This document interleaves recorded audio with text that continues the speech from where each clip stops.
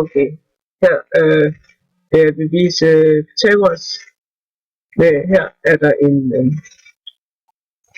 en firkant med 3 retvinkler i, og det har siden her A og B, så der ser herinde. I hele arealet der det er 4 gange A gange B divideret med 2, fordi at der er 4 gange af de her trekanter, som du får hver gang A med B, og du firkanter har divideret med 2 på trekanten. Og så plus C2, fordi C plus C2, fordi C gange C, det giver det fraværen.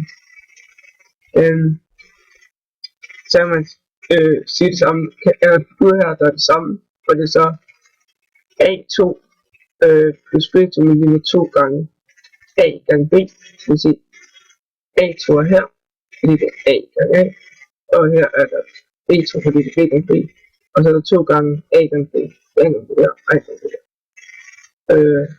Og det er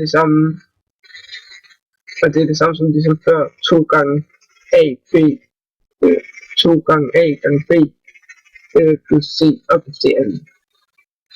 Og hvis jeg trækker 2 gange A gange B fra begge sider lighedstegner, så får vi så A opløst til 2 plus B opløst til 2